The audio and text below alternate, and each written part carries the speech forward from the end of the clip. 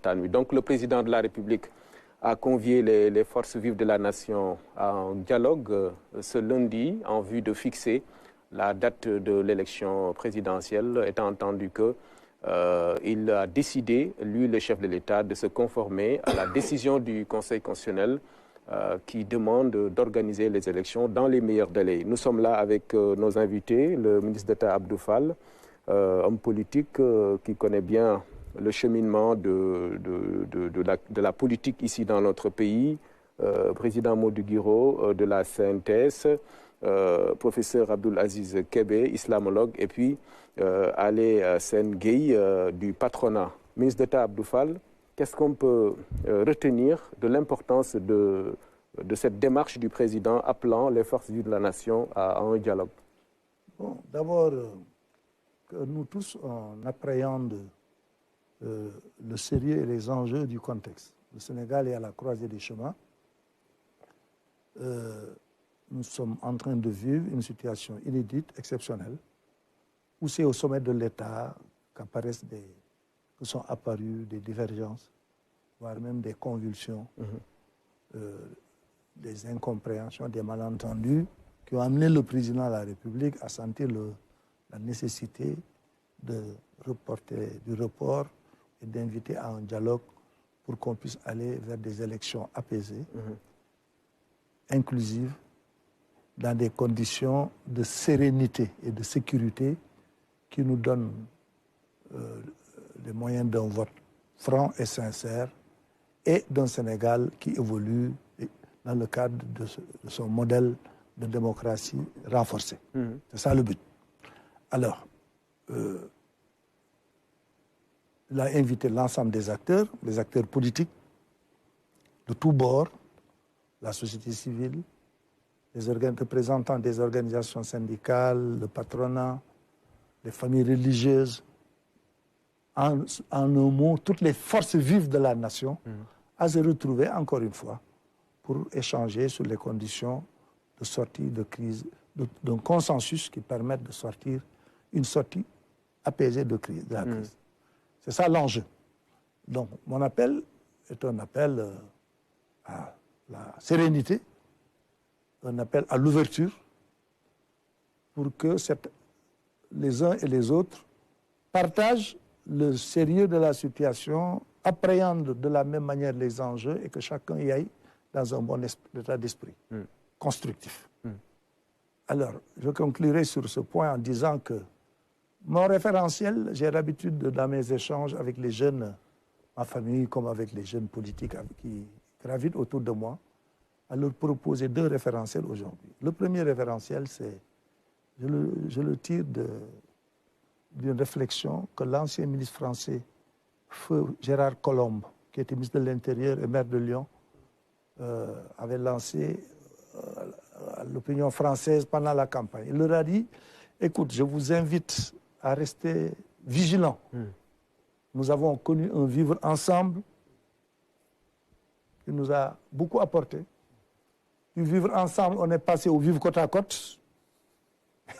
Et je remarque que de plus en plus, on est dans le vivre face à face. Et l'évolution vers le vivre, c'est entraîner notre société objectivement à la paralysie et à la ruine, surtout pour un pays pauvre comme le nôtre, voilà, qui essaie de se sortir de son sous-développement. Ça, je pense que c'est une chose que nous devons toujours garder à l'esprit. La deuxième chose à garder à l'esprit, c'est aussi une réflexion que fait Henry Kissinger, ancien secrétaire d'État, évaluant la situation actuelle du monde. Il a dit dans un article, en référence à la crise ukrainienne, j'invite les dirigeants du monde à comprendre que nous vivons, que le temps des satisfactions absolues est révolu. Nous vivons le temps des insatisfactions pondérées. Autrement dit, c'est une invite à la retenue et au sens du compromis pour le bien collectif. Voilà l'état d'esprit dans lequel je souhaite que les uns et les autres... Ouais. Une bonne compréhension aussi, professeur Abdoulaziz Kébé, des vertus du dialogue, qui est bien de chez nous, ce dialogue. Même si on en parle comme mécanisme de la démocratie, ce n'est pas aujourd'hui qu'on qu'on évoque cela, le dialogue au Sénégal. C'est important de le savoir aussi. Oui, je pense que le dialogue est un instrument qui accompagne l'homme. Vous savez, si on remonte même aux temps primordiaux, les exégètes disent que Dieu ne s'est jamais concerté avec qui que ce soit pour créer le monde. Mais lorsqu'il s'est agi de créer l'homme, il a eu un dialogue avec les anges. Et vous le retrouverez dans Sourate la Vache. Ça veut dire que par rapport aux décisions importantes, l'autorité, je ne parle pas de Dieu en tant qu'autorité, mais je prends un exemple.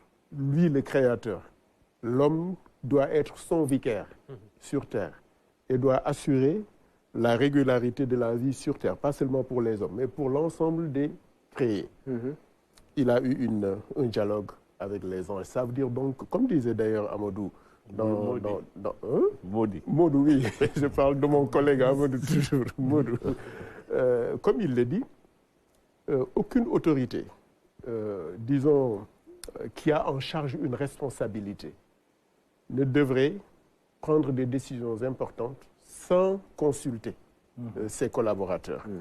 Et c'est pour cela que le dialogue accompagne l'humanité depuis la création jusqu'à ce jour. Mais mieux que cela, en tant qu'acteur religieux, la référence religieuse coranique m'invite à cette concertation.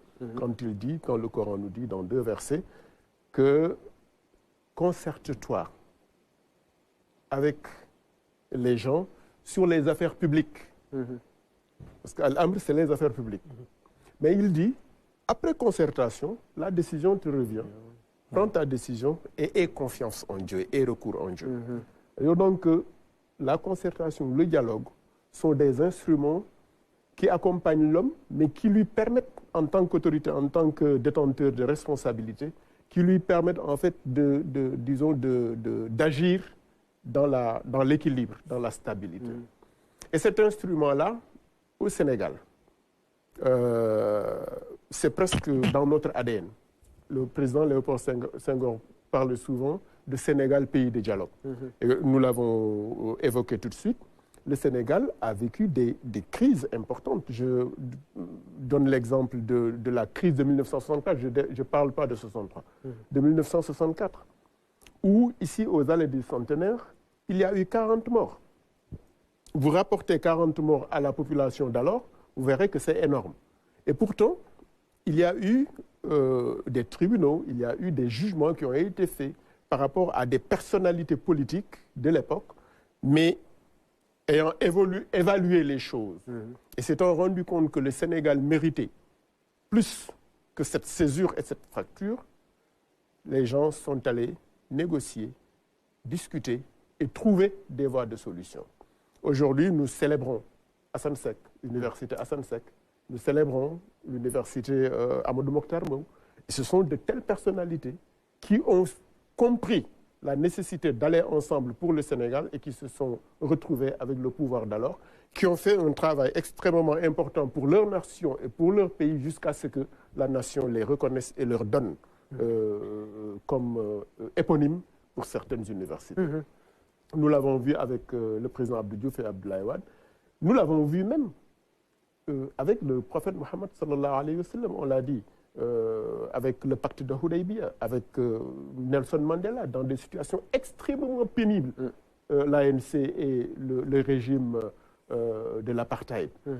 Mais il arrive des moments où la responsabilité de l'autorité l'entraîne à comprendre qu'il doit prendre des décisions à contre-courant de l'opinion qui est avec elle. Il faut savoir aller à contre-courant.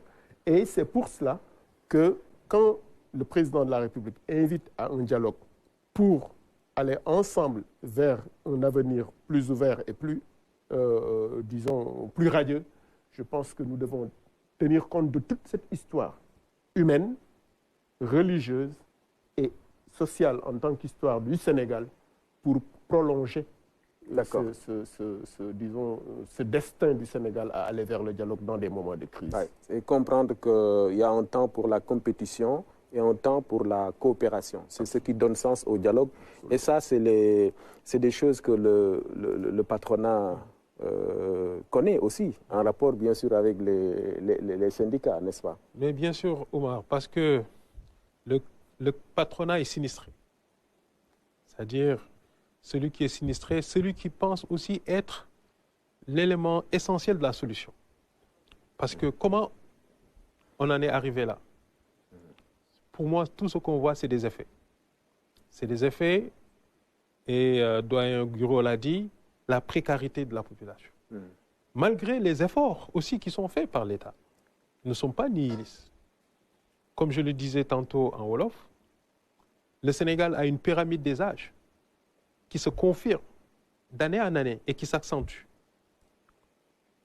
Dans les années 80, nous avions à peu près 80 000 personnes qui étaient primo-demandeurs, c'est-à-dire les gens qui arrivent pour la première fois sur le marché, 80 000. Après, dans les années 90, on est passé à 150 000. Début année 2000, on est passé à 200 000. Au moment où je vous parle, on en est à 300 000 jeunes qui arrivent sur le marché du travail primo-demandeur. Je le disais tout à l'heure également, l'intensité entrepreneuriale, c'est-à-dire l'intensité avec laquelle on crée des entreprises, est très faible. On parle 35 000 entreprises créées, dont les 75% sont des entreprises individuelles. Et on sait c'est quoi une entreprise individuelle. C'est une entreprise vraiment... Donc pour dire que l'élément fondamental, c'est comment on fait pour résorber le gap. Parce qu'effectivement, l'État a fait beaucoup d'efforts en créant, d'après les données de l'ANSD, 1 100 000 emplois sur les 10 dernières années. Mais de 2014 à 2023. Mais c'est insuffisant. Parce que ça nous donne une moyenne de 110 000 emplois par an. Le président Macky Sall s'était engagé à 500 000 emplois durant son premier mandat. Ça a été fait. Mais lorsque vous avez 300 000 qui demandent par année, vous avez un gap de 200 000. Et ça s'accumule. Compte tenu le gap qu'il avait trouvé ici. Et ça fait en fait des conditions, mais pas suffisantes, mais parce qu'il manque l'étincelle. L'étincelle, c'est lorsque les gens ont des besoins et qu'il y a une offre politique qui répond aussi à cette frustration. Donc pour dire, nous, au niveau du patronat, on pense aussi être la solution.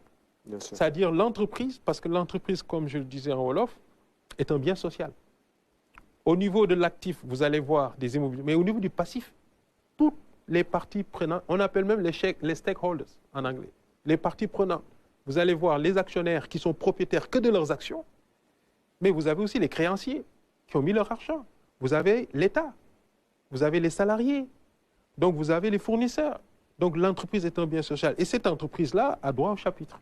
Bien. Et nous, ce que nous attendons de ce dialogue, c'est qu'on pense vraiment aux sinistrés, qui sont les entreprises. On va y revenir peut-être dans un deuxième point pour qu'on puisse faire le point des dégâts que nous avons subis. Mais allons-y, je veux dire, ce que vous voulez dire, c'est que d'abord, en temps normal, la situation était déjà sérieuse. Oui. Et une crise politique ne fait qu'exacerber cette Exactement, Oumar, oui. Exactement. Pourquoi? Parce que la situation était déjà précaire. Parce que nous, ce que nous avons vu, parce que j'ai été nommé donc, président de la commission Axe 1 de transformation pour la formulation du PAP 3, on a vu que le Sénégal a réalisé des résultats, mais précaires. Vraiment, sur 10 ans, on a réalisé une croissance moyenne de 5 et quelques %, mais précaire. Pourquoi? Parce que cette croissance n'était pas la dynamique d'une industrialisation, une dynamique de transformation de la structure de notre économie, mais volontariste d'un État qui a vraiment impulsé par les infrastructures et transformé, on l'a vu, on a les routes, mais les jeunes ils disent qu'on ne mange pas les routes. Mais ça fait partie des conditions cadres, c'est-à-dire un président qui viendra, tu trouveras ici des routes, tu trouveras ici des hôpitaux, on les a vus quand même, mais ce n'est pas suffisant. Et c'est là que l'entreprise pense être la solution. Et l'entreprise, dans cet élan, parce qu'on a vu que l'économie a été tirée par les infrastructures et par les industries extractives, et aussi par le transport, par aussi l'hôtellerie. Mais cette entreprise qui est manufacturière, a été vraiment la colonne, en fait, le ventre mou de tout ce qu'on a fait. Donc nous, ce qu'on a vu dans cet élan où on construisait l'économie, on a vu un indice général d'activité qui a baissé sur le premier trimestre, sur le premier semestre de 2023, parce que la NSD, excusez-moi, la direction des prévisions et des études économiques fait un travail remarquable. Et c'est le lieu ici de parler du document de conjoncture chaque mois. Chaque mois, il le sort par bimestre, mais il y a un document donc, de conjoncture qui donne où on en est dans ce pays-là, au niveau de l'activité économique. Parce que la politique ne doit pas seulement être l'élément. Quand les gens se lèvent le matin pour acheter un journal de 100 francs, quand on ouvre la télé, on parle que politique.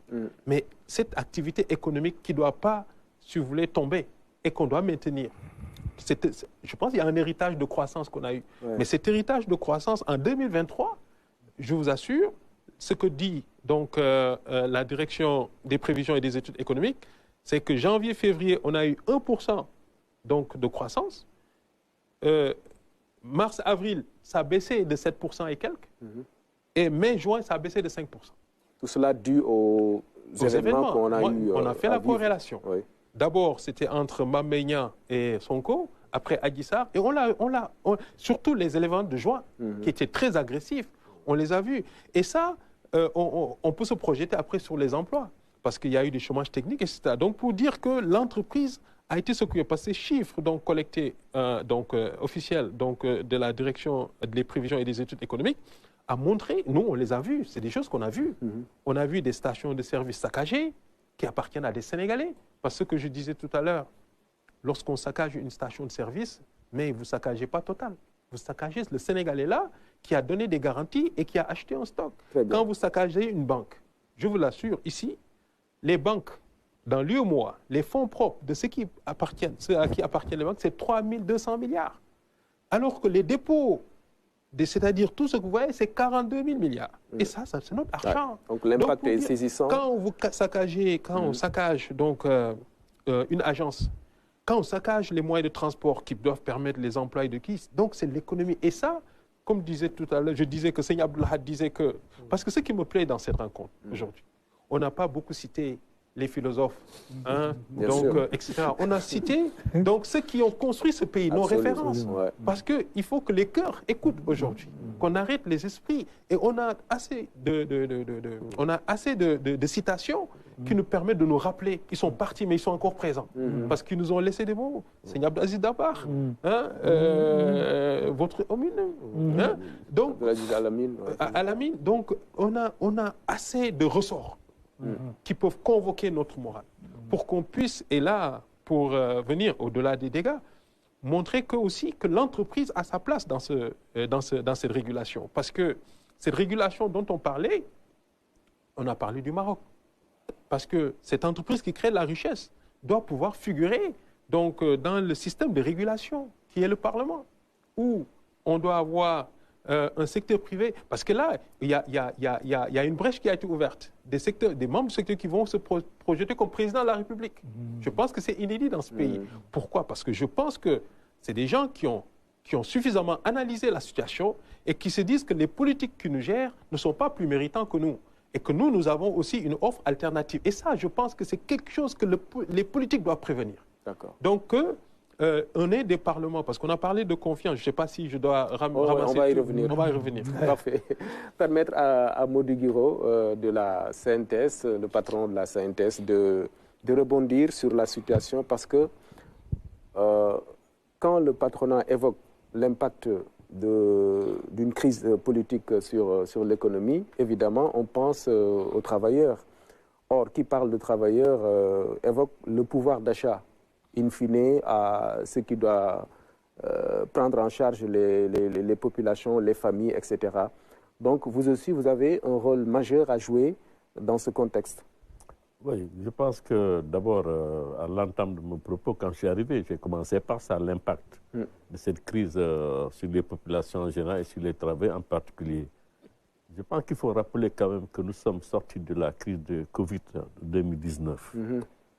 Et dans cette crise, déjà, l'entreprise a été durement éprouvée. Les travailleurs avec. Oui. Pas mal de travailleurs à ce jour ne trouvent pas encore n'ont pas repris leur emploi. Parce que les patrons estimaient seulement qu'ils ne pouvaient pas encore les reprendre malgré les engagements pris. 2021, c'est ça, hein? 2021, on est rentré dans une crise politique à ce jour. Je pense que les travailleurs et l'entreprise sénégalaise, quand même, ont durement subi ces différentes crises et qu'il est temps, à notre avis, vraiment de trouver une solution durable et non une solution conjoncturelle. Je pense que ce que nous avons besoin aujourd'hui, c'est de dépasser ces crises-là parce que les travailleurs, les populations, comme je l'ai dit, sont les premiers impactés par ces différentes crises. On a parlé d'emploi, l'emploi ne suivra pas. On a parlé de croissance, mais la croissance, on le sait tous, elle est portée par les investissements de l'État. L'État a pu consentir quand même pas mal d'investissements publics dans des infrastructures publiques et qui ont porté donc notre croissance. Mais ce que nous voulons, c'est, comme vous l'avez dit, qu'il y ait une restructuration de notre politique économique et industrielle.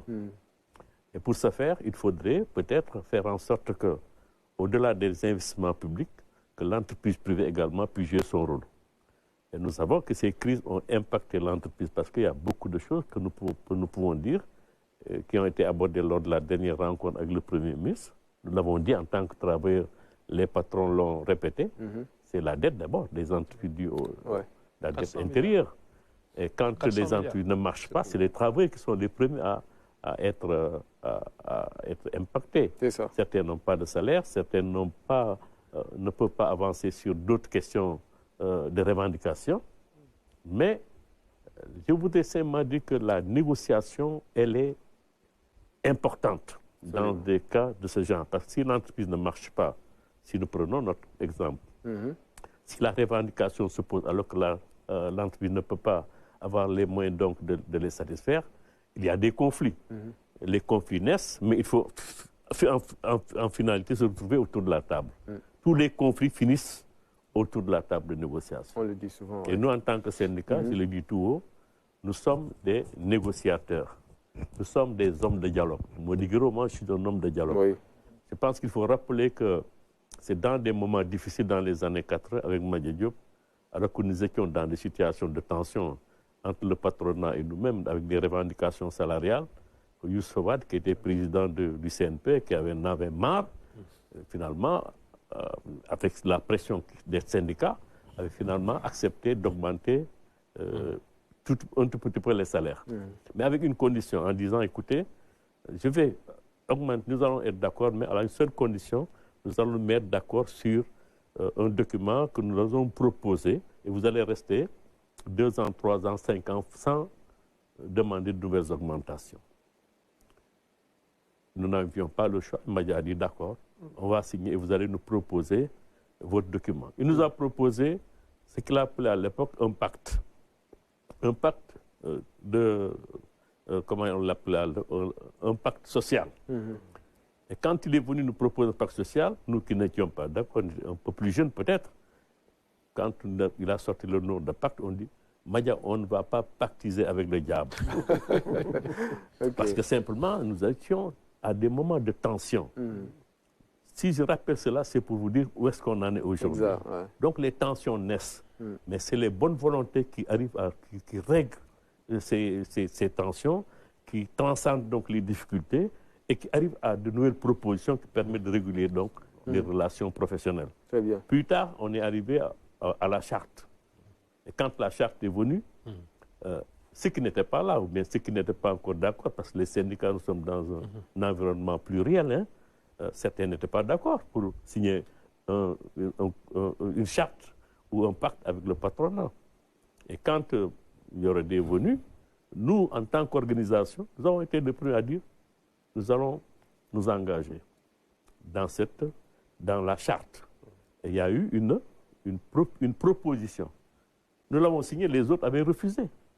Ils ne voulaient pas. Mais quand on l'a signé, d'autres sont revenus pour signer la charte. Et plus tard, on est aujourd'hui arrivé à un pacte de stabilité et de croissance. C'est pour rappeler l'importance du dialogue. Oui.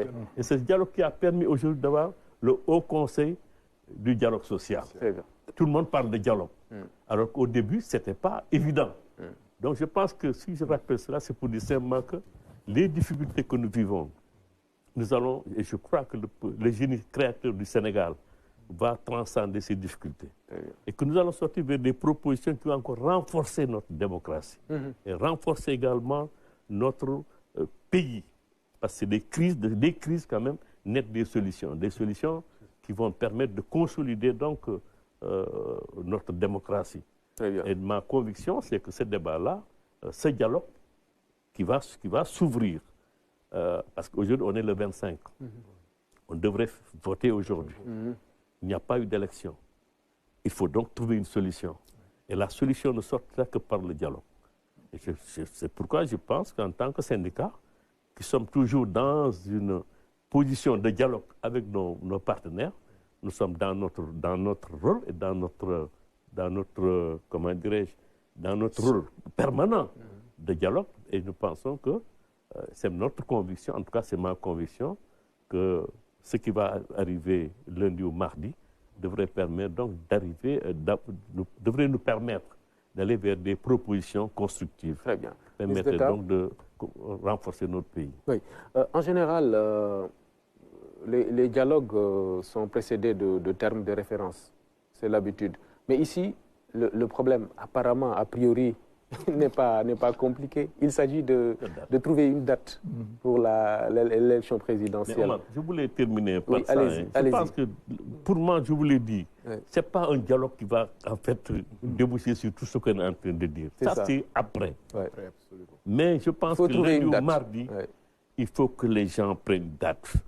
S'il y a un consensus sur une date très rapprochée, permet d'aller à des élections, il faudra le faire. À défaut de cela, il faut que les gens tranchent la question. Et j'ai suivi Giancarlo quelquefois. Il y a quelqu'un qui dit qu'il n'y a pas d'alternative à la justice. Il a raison. Nous avons un conseil constitutionnel et à partir de là, le conseil constitutionnel devrait se prononcer. Parfait. Ministre d'État? Oui. Moi, je pense que les thèmes de référence, comme vous dites, ont été déjà indiqués par le chef de l'État. Il s'agit de voir les modalités de préparation de cette élection. Régler la question de la date, mais sans être naïf non plus. Soyons pas naïfs. En tout cas, moi, c'est mon attitude. Au regard, moi, je suis un acteur politique.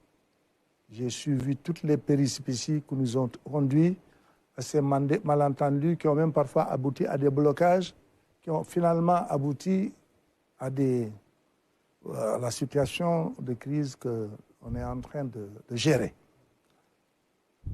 La gestion du processus électoral,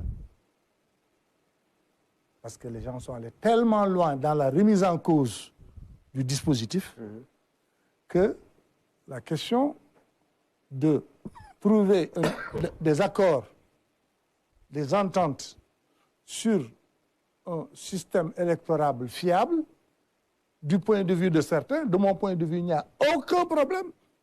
Si les gens acceptent d'aller aux élections dans les conditions actuelles, moi, je n'ai aucun problème par rapport au système électoral que j'ai trouvé assez éprouvé, suffisamment fiable pour avoir donné des alternances, y compris au sommet de l'État. Mais si les gens pensent que, bon, voilà, chaque jour, même en venant tout à l'heure, j'ai vu quelqu'un revenir sur le parrainage, revenir sur... Bon, etc., etc. Il faut que les gens sachent ce qu'ils veulent. De mon point de vue, là, je livre une réflexion tout à fait personnelle, qui n'engage que Abdou Fall. On ne peut pas revendiquer de presque remettre en cause tout le système électoral et à revendiquer en même temps que ceci soit bâclé en 2 jours pour aller au vote demain. Donc il faut aussi, si on discute, en tout cas c'est ça mon point de vue. Il faut être réaliste, quoi. Il faut être réaliste. Il faut aller vers des délais réalistes au regard de la nature des problèmes que soulèvent les différents acteurs. Ça veut dire quoi? Qu'on ne peut pas tenir cette élection d'ici le 2 avril? Non, je n'entre pas dans ça. Ah, d'accord. Mais je pose simplement les problèmes. Parce qu'en fait, tout est question d'accord en ce moment. La situation, elle est réglée. Dès lors que le président de la République et en entente parfaite avec le Conseil constitutionnel, a priori, je suppose qu'il n'y aura pas de problème. Il y aurait eu problème si, malgré la décision rendue par le Conseil constitutionnel, le président remettait en cause, mais il a été le plus clair, il l'a confirmé l'autre jour dans son entretien au cours de la presse. Donc je pense qu'il faut y aller dans la sérénité et dans le réalisme. Parce qu'il n'est pas question que les mêmes acteurs qui nous disent, écoute, bon voilà, il faut le faire demain, te disent en même temps que, bon voilà, il faut régler 1000 problèmes autour, voilà, et qu'on se retrouve finalement dans une impasse. Alors, la question il y a ceux qui considèrent qu'ils ont eu des candidatures spoliées. Parce qu'on dise, ne rêvons pas non plus, il y a des intérêts politiques derrière chaque prise de position. Ceux qui veulent participer, tous ceux qui veulent participer, en vérité, c'est que, pour l'essentiel des gens qui n'ont pas eu la possibilité d'être retenus lors du premier... Du parrainage. Au terme du parrainage. Voilà.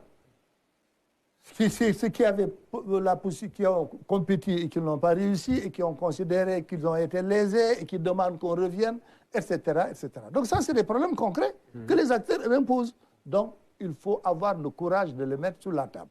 Si maintenant, tous les acteurs s'entendent pour dire, nous, aujourd'hui, tous ces sujets, on les met de côté, qu'il y a un accord. Mettons tous, l'histoire de parrainage, l'histoire de système électoral, on a même dit qu'on a changé la structure des bureaux de vote, le nombre de bureaux de vote, on a créé des bureaux de vote. Si tout ça, les gens disent, écoute, la priorité, c'est qu'on aille au vote et après on verra, mais pas de souci. Pas de souci, parce qu'en vérité, on est obligé de raisonner en termes de consensus autant que possible. Et maintenant, le chef de l'État, il en prendra acte et il va soumettre ces propositions. Je ne sais pas comment ça se passe entre eux, voilà, mais en tout cas, dès lors qu'il y a un accord entre les deux institutions, chef, président de la République et Conseil constitutionnel, pour dire qu'ils sont en phase, il ne reste plus qu'à consulter, à mon avis, et à délibérer. D'accord. Voilà. Maintenant, l'essentiel, c'est que tout verra, le monde... Voilà. L'essentiel, y soit. Bon, peut-être qu'il n'y aura peut-être pas l'unanimité. La démocratie, hein? L'unanimité, c'est un peu difficile. C'est un peu difficile. Alors, par conséquent, donc, il va falloir consulter, se concerter et prendre les responsabilités, décider d'un commun accord. Moi, la seule chose qui m'intéresse est que les crises et les tensions entre les différentes institutions s'estompent et pour de bon. Très bien. Professeur. Oui, je pense que on ne peut pas faire l'économie de ce dialogue, d'aller répondre à l'invitation du président de la République. Je pense qu'il nous faut aujourd'hui cesser de nous regarder en chien de faïence, cesser de nous regarder avec un œil de suspicion et de rejeter tout ce que l'autre dit. Il nous faut aller à la rencontre de l'autre. Et quand il y a un problème de cette nature, c'est un problème sérieux. C'est-à-dire aujourd'hui, l'état de droit a été confirmé par des actions menées par les institutions de la République qui étaient dans leur rôle également. Chaque institution était dans son rôle, prendre une décision, proposer une loi et casser par le Conseil constitutionnel. Et c'est ça l'état de droit. Ça doit nous devons être fiers que le Sénégal reste un état de droit. Maintenant, il y a un problème qui est posé, c'est que la date des prochaines élections doit être arrêtée. Oui, par le chef de l'État. Le Conseil constitutionnel donne une décision dans laquelle le président de la République, les services compétents doivent prendre, disons, les dispositions pour organiser. Mais pour organiser, il y a des modalités. Il y a des modalités pour arriver à estomper les suspicions, les crises de confiance, les accusations, de façon à ce qu'il y ait un minimum d'entente sur une date et des modalités. Je pense que ça, on ne peut y arriver que par discuter autour d'une table. Je pense que également, je le disais tantôt, les autorités politiques de l'État ou de l'opposition sont de mon point de vue, doivent être en tout cas conscientes de leurs responsabilités pour l'avenir. Est-ce que le pays, le Sénégal d'aujourd'hui, doit être transmis aux générations futures avec une fracture qui ne serait pas du tout, disons, favorable à aucune autre activité, ou bien est-ce que nous devons, disons, nous adosser à notre histoire, regarder notre avenir et créer les conditions d'arriver à des élections dans les meilleurs délais et dans les meilleures conditions. Et pour cela, il nous faut, en tant qu'acteurs, nous revêtir de ce que j'ai appelé l'éthique de la différence. Pour moi, le dialogue, c'est l'éthique de la différence. La dynamique de la démocratie, c'est une opposition, c'est une contestation, c'est des projets qui se heurtent. Mais dans ces contradictions et dans ces divergences, il y a une éthique qui doit prévaloir. C'est qu'à chaque moment que la nation est en danger de fracture, que nous mettions tous le Sénégal au-dessus de nous tous et que nous allions vers les solutions. Je pense qu'il n'y a pas de... On ne peut pas faire l'économie, en tout cas, du dialogue en tant que Sénégalais, compte tenu de notre histoire, mais en tant que responsable politique, compte tenu de la responsabilité qui est la nôtre et qui doit se situer au-dessus de la responsabilité des opinions, des médias, de l'opinion, etc. Cette responsabilité est plus lourde, cette responsabilité est supérieure à celle des citoyens lambda. Et cette responsabilité invite quelquefois à prendre des décisions qui sont contraires à ce que l'opinion veut entendre, à ce que les partisans veulent entendre, parce que opinion et partisans sont tous sous le parapluie du Sénégal. Et c'est le Sénégal qui a besoin d'aller vers une responsabilité, en un mot, à la hauteur de la charge. À la hauteur de le président de la République d'un pays. Et de leur mission. Allez, qu'est-ce que vous attendez de ce dialogue en tant que patronat, finalement? La délivrance. La délivrance, comme on le dit, cette tension latente pèse sur l'entreprise, pèse sur la réputation diplomatique de notre pays, pèse même sur la confiance que les travailleurs, les consommateurs doivent avoir sur le système économique de façon générale. Donc, je disais tout à l'heure que le pays a des lois non votées par les magistrats, mais votées par les politiques. Et jusqu'à aujourd'hui, tout ce qu'on a vu nous rassure que ceux qui sont chargés de dire le droit, et rien que le droit, à notre avis, le font, et le système fonctionne. Le système fonctionne dans la mesure où il a été demandé aux autorités compétentes dans les meilleurs délais, et que le 25 aujourd'hui n'était pas possible. Donc ce que le secteur privé veut, c'est qu'on aille vite aux élections, le plus rapidement possible. Comme je le disais tout à l'heure, une dame de RFI m'a appelé pour me dire que les entreprises, quand je dis qu'ici, il n'y a que la paix. Mais aussi qu'on sache que les entreprises sont inquiètes. Je vous le disais tout à l'heure qu'actuellement, c'est la fin de la commercialisation de l'arachide. Les paysans se disent comment on va vendre notre arachide. En même temps, on récolte actuellement l'oignon et la pomme de terre. C'est la période février, mars, ça commence. Et aussi, on commence à faire les semis pour le riz, contre saison. Les gens ont fait les mises en eau en janvier. En février, les gens commencent à faire les semis. Donc, l'État doit s'atteler à s'occuper de ce monde paysan. Mais si les ministres sont dans des élections, etc., et l'hivernage que le président a dit à venir, il dit qu'il faut qu'on normalise les élections avant l'hivernage. Ça, c'est un autre problème. Donc, l'État doit se mettre au service des non-politiques, des agriculteurs, des industriels, etc. Ceux qui vraiment travaillent, se lèvent le matin pour travailler chaque matin.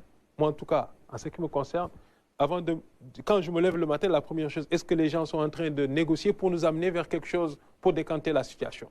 Donc, avant de dormir, c'est ce qu'on fait. Et ça doit arrêter. Que les gens vraiment puissent se projeter et confiance à leur économie et que ce legs que nous avons, parce que ça même, il faut le dire, le Sénégal est sur une bonne lancée. Et ce pétrole dont on parle ne viendra pas en 2024 si on n'arrive pas à décompresser. Et je pense que si c'est des recettes de pétrole qui doivent venir, mais c'est pour des écoles, c'est pour la santé, c'est pour régler des problèmes vitaux dans ce pays. Ouais. Donc cette pression, cette tension latente, on doit vraiment nous délivrer de ça. Et dans les meilleurs délais, dans les plus brefs délais, je dirais, Oumar. Voilà. Merci. Donc, pour dans les meilleurs délais. Puisse vaquer à nos occupations, voilà, et faire ce que nous savons faire, c'est-à-dire produire de la richesse et aussi du travail pour les travailleurs. Merci beaucoup. Allez. Président Guiraud, un dernier mot pour vous.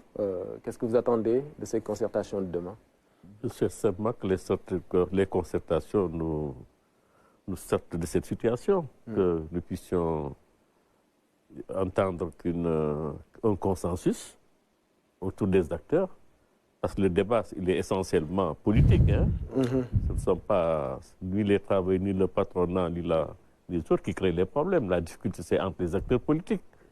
Donc, si se mettent d'accord sur quelque chose, sur une date, je pense que nous pouvons dépasser cette crise largement, très rapidement. Oui. Donc nous souhaitons en tout cas que durant ces 2 journées, qu'il y ait un consensus sur une date, n'est-ce pas, dans les meilleurs délais, comme l'a dit d'ailleurs le Conseil constitutionnel, et que nous puissions aller voter tranquillement. C'est ça. Et que les activités reprennent, que nous puissions encore nous serrer la main, nous sourire, nous parler et construire notre pays et faire en sorte donc ce que nous souhaitons tous, c'est que le Sénégal soit encore sur la rampe de l'émergence, comme on dit. Ça. Merci beaucoup. Merci Mody Guiraud, le président de la CNTS. Merci, ministre d'État Abdou Fall.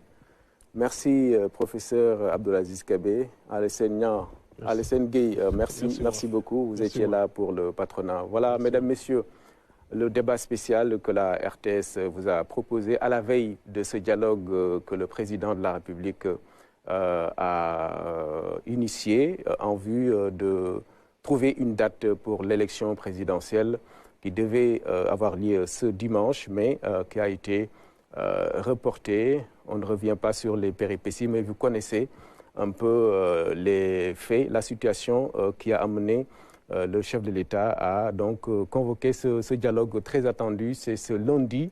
En tout cas, merci de nous avoir suivis. Merci à Ibrahim Ndiaye et toute son équipe à la régie, rédaction, de la direction de l'information, Ousmane Garifay qui m'a aidé à préparer cette émission avec l'appui de Ramatedem. Merci, bonne suite de programme.